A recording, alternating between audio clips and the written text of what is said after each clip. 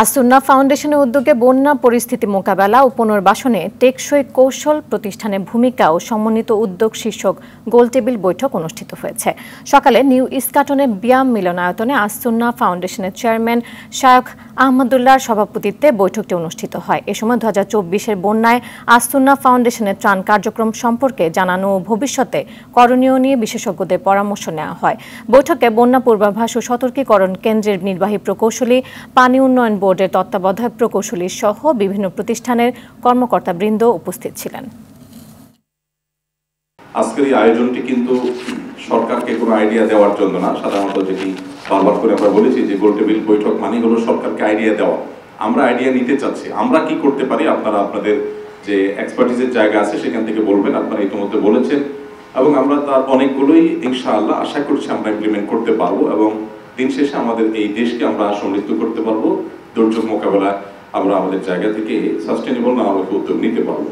তো এখানে আজকে আলহামদুলিল্লাহ বিভিন্ন বিশ্ববিদ্যালয়ের শিক্ষকবৃন্দ, সরকার বিভিন্ন প্রতিষ্ঠানের সংশ্লিষ্ট ডিপার্টমেন্টের কর্মকর্তাবৃন্দ যারা এসেছেন, আপনাদের কাছে কৃতজ্ঞতা প্রকাশ করবার কোনো ভাষা আমাদের নেই।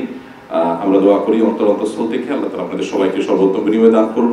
আপনারা দোয়া করবেন আসুন্না ফাউন্ডেশন শুধুমাত্র ত্রাণ এবং পুনর্বাসনই নয়, বরং এদেশের মানুষের দুর্যোগ এর যে প্রবণতা সেটা কমিয়ে আনা বা দুর্যোগে ক্ষয়ক্ষতির যে ব্যাপার সেটা কমিয়ে আনার ব্যাপারে যেন আমরা আরো জোরালো ভূমিকা রাখতে পারি।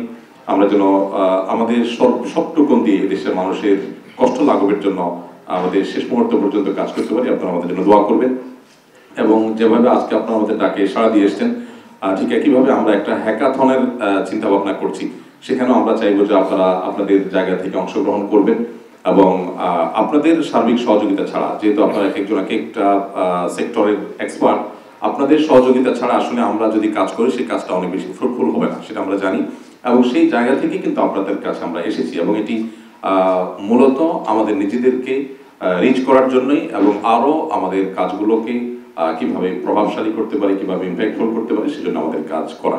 বাংলাদেশের মানুষের মধ্যে যে কোনো দুর্যোগে ঝাঁপিয়ে পড়ার একটা প্রবণতা, এটা আমাদেরকে দারুণভাবে কিন্তু ইন্সপায়ার করেছে। আপনারা দেখেছেন আসুন্না ফাউন্ডেশনের ডাকে সাড়া দিয়ে মাত্র 12 দিনে 15 লক্ষ মানুষ অনলাইনে আমাদেরকে ডোনেশন করেছেন।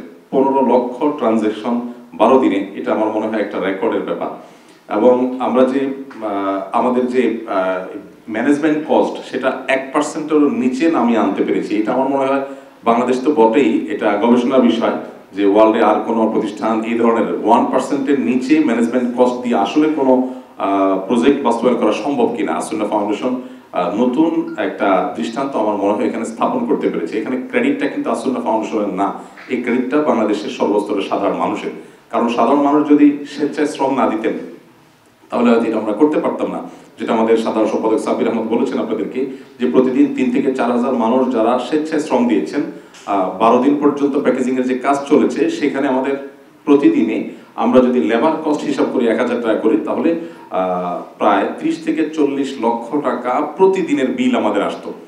তাহলে 12 দিনে যদি আমরা গুণ দেই কয় কোটি টাকা হয়, এই টাকাটা আমাদের সেভ হয়েছে। আমাদের এখনো পুনর্বাসন কাজে কিন্তু শত শত টিম কাজ করছে।